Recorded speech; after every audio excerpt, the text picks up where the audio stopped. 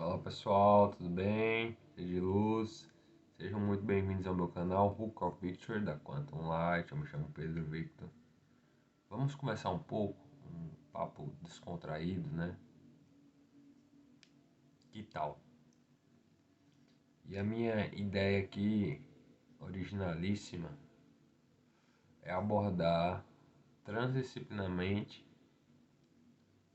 a esquizoafetividade. Eu sei que é um assunto muito sério, muito complexo, que envolve bastante conhecimento para ser dialogado, mas se nós não nos arriscarmos a desdobrar esse assunto, fica mais complicado ainda entender os processos neuropsicológicos que afetam o sujeito em questão. A esquizoafetividade, como eu havia dito anteriormente no outro vídeo, é duas psicopatologias numa só, né? Como se fosse um mal ainda pior do que somente a esquizofrenia. Mas na esquizofrenia, a desconexão com a realidade, ela se dá por dimensões extrapolares da realidade, no qual elas são disparatadas com a realidade. A realidade não é somente, como diz Zeke, o deserto do real. A realidade ela é fantasiada também em sintomas psicóticos.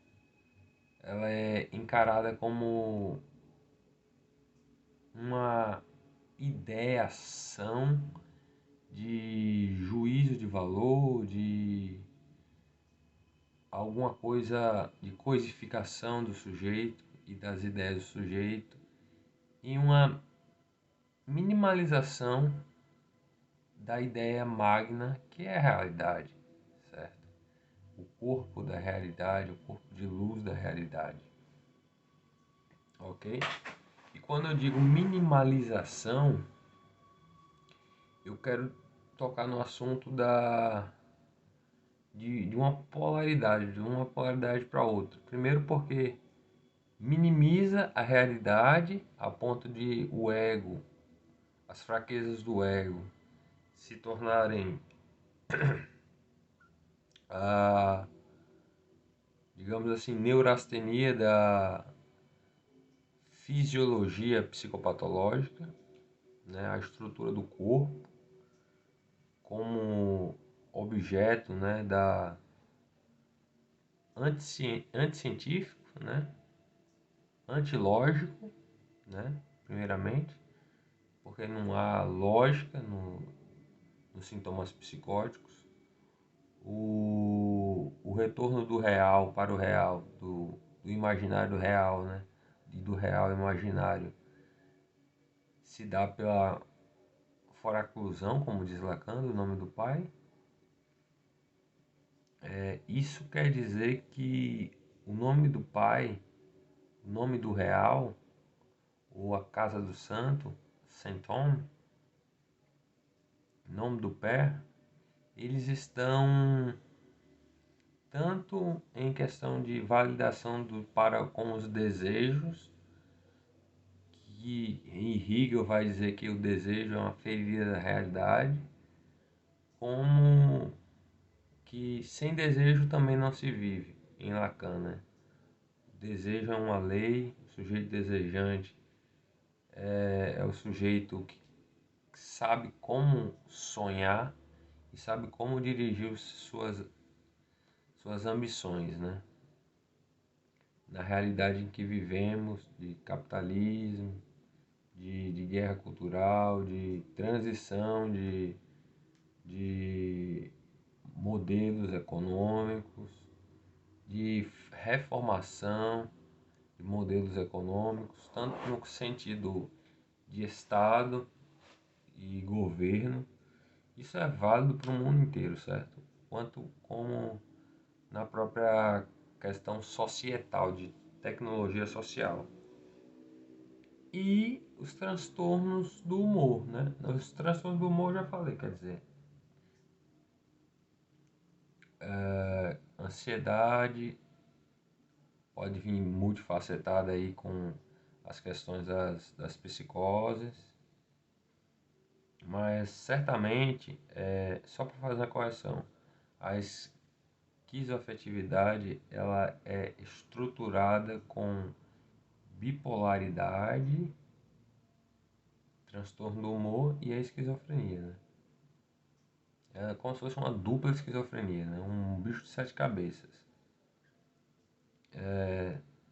Transtorno de humor como a depressão, né? Ali o estado de espírito, a autoestima do sujeito, as oscilações bruscas de temperamento, de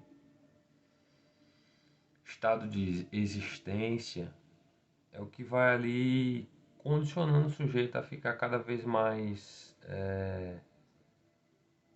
sem vontade de viver, porque a depressão ela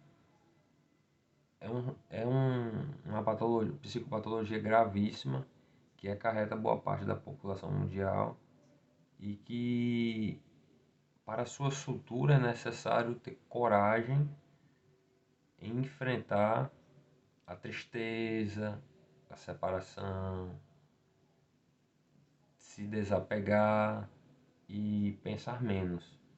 Esse pensar menos é o que mais é de dificultoso no sentido de abstração do corpo, das ideias, né? Se para o Ocidente o centro é o ego, né? O ego forte, o ego que está ali sempre neurotizando, o ego capitalista, né? Para o Oriente, esse falso eu, esse centro de falso eu, ele é isso, né? O centro do falso eu, o ego é o ahankara, como diz a literatura sânscrita, o ahankara. E para não acabarmos entrando numa polarização entre Ocidente e Oriente, através do multiculturalismo, nós aprendemos que tão somente são válidas algumas ideias pós-modernas, como também são surreais algumas delas, como são meramente especulatórias do metacapitalismo, certo? Temos que aprender a equilibrar essas ideias e o idealismo de cada uma delas para melhor nos sustentarmos no caminho científico e no tempo lógico de cada uma dessas experiências idealísticas que estamos passando, certo? No transtorno do humor, como na bipolaridade, da esquizoafetividade, a bipolaridade ela afeta de forma a não ter uma estabilidade normal do humor. Às vezes oscila para psicose, às vezes oscila para melancolia e depois oscila para a própria cognição e volição e conação da própria esquizofrenia, que é o contato com a fantasia, com os sintomas emocionais, com os aspectos psicoemocionais, entre psicologia e emoção, né? Ou psicologia das emoções. Na clínica é válido que para o sujeito se desprender, para se aprender a se desenvolver, é necessário pausar algumas coisas e reexaminar para poder que se ressignifique algumas das ideias que voltam no sentido neurótico do termo. O que causa do eu para o e do outro, o que vem de mim e o que vem do outro. É necessário colocar um estandarte de guerra pela paz, para que possamos situacionar, né, o que é prático do eu, do sujeito, e o que vem do outro, o que vem das influências do outro, como significações inconscientes, certo? É daí que eu tiro algumas conclusões não precipitadas de que o tratamento da esquizoafetividade, psicoterapeuticamente falando, sobre a existencialidade, é super válido para que possamos ter uma elucidação clara do que é do eu e do que é do outro. O que é do eu não pode ser o que está além do próprio eu, além da especulação, né? Todos nós temos uma verdade e às vezes a gente especula a verdade, né? A gente cria a fantasia da realidade, o imaginário, mas a imaginação é o que move a realidade, né? Sem imaginação a vida seria não cheia de graça, né? Mas a vida é cheia de graça, graças a Deus. Vou ficando por aqui. Muito obrigado, namastê, até a próxima.